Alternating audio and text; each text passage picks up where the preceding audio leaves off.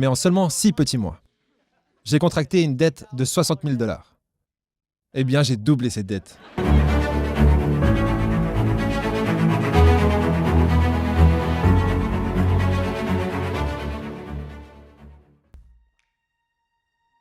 Pouvez-vous vous rappeler d'un moment où une idée brillante a flashé dans votre cerveau? C'était l'idée parfaite pour vous. Et ensuite, tout d'un coup, des profondeurs de votre cerveau, une autre pensée a commencé à forcer son chemin à travers l'enthousiasme, jusqu'à ce que finalement elle se mette à crier « Ouais, superbe idée, mais qu'est-ce qui se passera si tu... » te casses la gueule. Qu'est-ce que vous faites quand vous vous cassez la gueule? To try to get a matchup with Ngannou. Oh, goes the Reem. Francis. Vous essayez de vite vous relever en espérant que personne n'ait remarqué?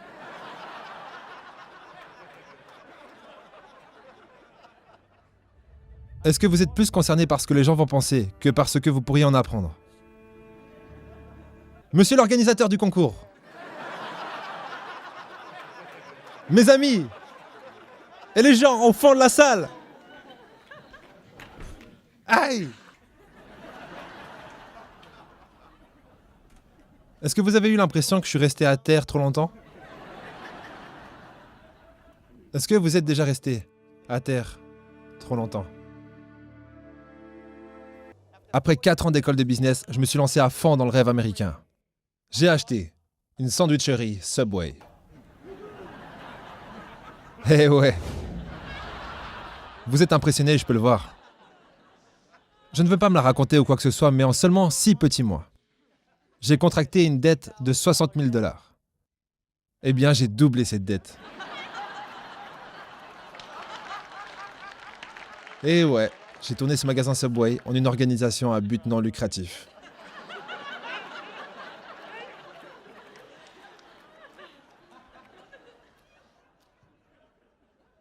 Financièrement, je me suis cassé la gueule. Mais ensuite, je me suis rappelé que je n'étais pas le seul de ma ville natale, de Hubbardston, à s'être cassé la gueule. Vous voyez, 100 ans avant ça, mon héros d'enfance, le docteur Robert Goddard, a eu une idée ridicule qui était de créer un engin qui décollerait du sol pour atteindre les étoiles. Docteur Goddard a été la raison pour laquelle on a atterri sur la Lune. Je me souviens lorsque j'ai eu mon idée ridicule. J'écoutais un audio de Brian Tracy, un excellent orateur. Il a posé la question suivante. Qu'oseriez-vous rêver si vous saviez que vous ne pouviez pas échouer? J'ai galéré pour trouver une réponse et d'un coup, bang!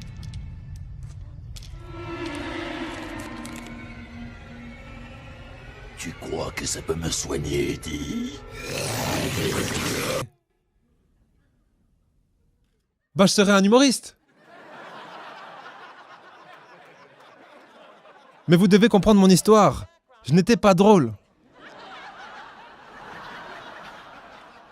Je n'étais pas considéré comme le comique de la classe. D'ailleurs, la première fois que j'ai fait rigoler mon frère, c'est quand je lui ai dit que je voulais devenir humoriste.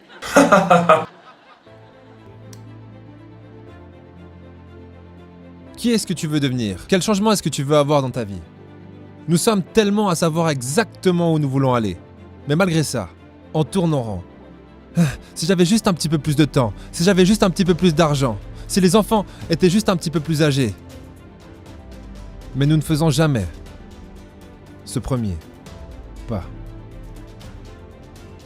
Le premier vol du docteur s'est envolé de Hubbardston et a atterri à Hubbardston. Il a seulement atteint 15 mètres. Mais c'était un premier pas. Il y a des étrangers autour de vous. Des gens qui ne vous connaissent même pas, qui se moqueront de votre premier pas. Quand la presse locale a découvert l'idée ridicule du docteur Goddard pour atteindre la Lune avec son premier vol, le lendemain matin, les gros titres disaient « Une fusée rate sa cible de 394 310,5 km. » Mais ces étrangers font partie de votre processus. On a aussi des amis et de la famille qui nous aiment, qui ne veulent pas nous voir nous casser la gueule. Imaginez la réaction de mes parents, après avoir étiré leur budget pour m'aider à l'université. Me voir me casser la gueule et ensuite rentrer à la maison Maman? Papa? J'aimerais devenir humoriste. J'ai été reçu par un silence. Eux aussi, ils font partie de votre processus. Après des années de galère dans le monde de la comédie, je n'oublierai jamais cette nuit. J'étais en flop pendant 20 minutes, c'était horrible. Donc j'ai décidé de miser sur une valeur sûre. J'ai fait venir une femme dans l'audience sur scène. Elle se tenait derrière moi. Elle mettait ses mains en avant à la place des miennes. C'est une vieille technique d'improvisation. Elle devait raconter l'histoire avec ses mains, pendant que moi je la racontais verbalement. Et mieux ça marche, plus les mains sont animées. Eh bien cette femme se tenait là, comme une ancienne statue. Elle ne bougeait pas. Je me suis tourné vers elle en étant désespéré. S'il te plaît, fais quelque chose avec tes mains. J'ai immédiatement appelé mon mentor Rick. J'ai dit, Rick, je pense que je me suis complètement raté. J'ai cru que j'allais mourir. Et il a dit, et alors? Qu'est-ce que tu veux dire, et alors? Comment argumenter contre et alors? Et ensuite, Rick m'a rappelé que tous les humoristes, tous les orateurs, toutes les personnes qui ont accompli quoi que ce soit, se sont cassés la gueule. Ça fait partie du processus. Et après, je me suis souvenu du Subway. Je me suis cassé la gueule, mais je n'avais jamais fait le pas suivant.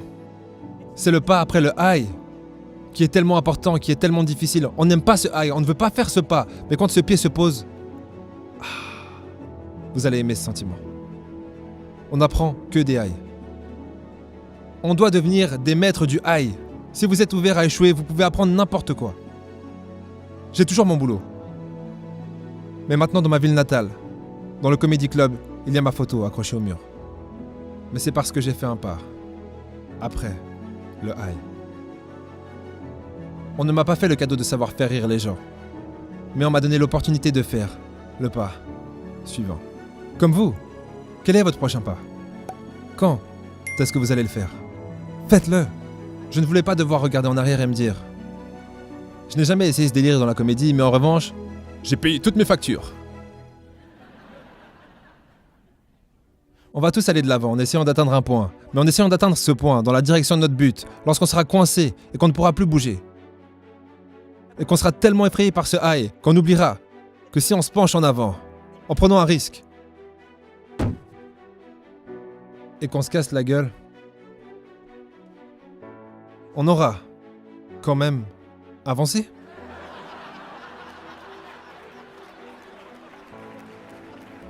Aller de l'avant et tomber. Tomber en avant.